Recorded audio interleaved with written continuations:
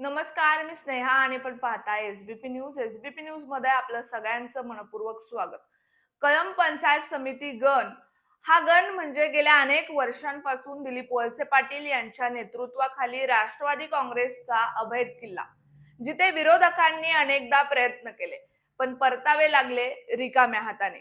मागील पंचवार्षिक निवडणुकीत राष्ट्रवादीकडून मैदानात असलेल्या उषा कानडे यांनी याच गणातून आपल्या राजकीय कारकिर्दीची दमदार निर्णायक सुरुवात केली. त्या निवडणुकीत फक्त पोस्टर बॅनर नाहीत, तर प्रत्येक गावात, प्रत्येक वाडीत, प्रत्येक मतदाराच्या दारात थेट पोहोचणारी आक्रमक ग्राउंड फिल्डिंग आणि त्याच जोरावर या बालेकिल्ल्यावर राष्ट्रवादीचा झेंडा दिमाखात रोवला गेला. आता पुन्हा एकदा आगामी पंचायत समिती निवडणुकीत उषा कानडे यांचंच नाव राष्ट्रवादीकडून आघाडीवर आहे अशी चर्चा स्पष्ट आहे. राजकीय वर्तुळात एकच वाक्य ऐकू येतंय, कळंब गणात उषा कानडे म्हणजे ताकद. कारण निवडणूक जाहीर होण्याआधीच उषा कानडे यांनी हा गण अक्षरशः पिंजून काढला आहे. त्यांचा वैयक्तिक संपर्क, गटसंबंध, थेट जनतेशी संवाद या सगळ्यात त्या इतरांपेक्षा एक पाऊल नाही तर दोन पावलं पुढे आहेत. केलेला विकास, नेहमी उपलब्ध असलेलं नेतृत्व, काम आधी आणि राजकारण नंतर ही त्यांची ओळख आहे. ही सगळी कामं त्यांना या लढतीत धार देत आहे.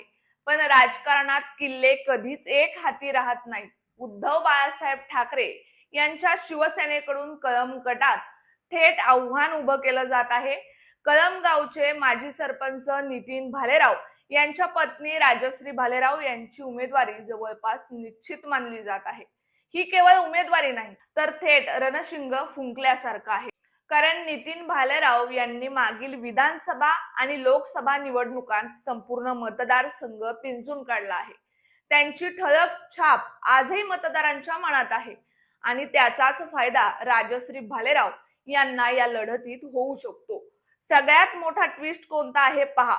ही लढत बाहेरून आलेल्यांची नाही तर दोन्ही उमेदवार एकाच गावचे आहेत. म्हणजेच ओळखीची माणसं, जुनी नाती आणि वैयक्तिक समीकरण. ही निवडणूक आता केवळ पक्षाची नाही तर थेट प्रतिष्ठेची, प्रभावाची आणि थेट वर्चस्वाची लढाई ठरणार आहे. अनुभव, विकास आणि पकड विरुद्ध नवं आव्हान, जोश आणि ताकद असं असणार आहे.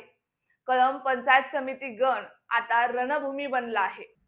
आता प्रश्न एकच, किल्ला पुन्हा राखला जाणार की यावेळी इतिहास बदलणार?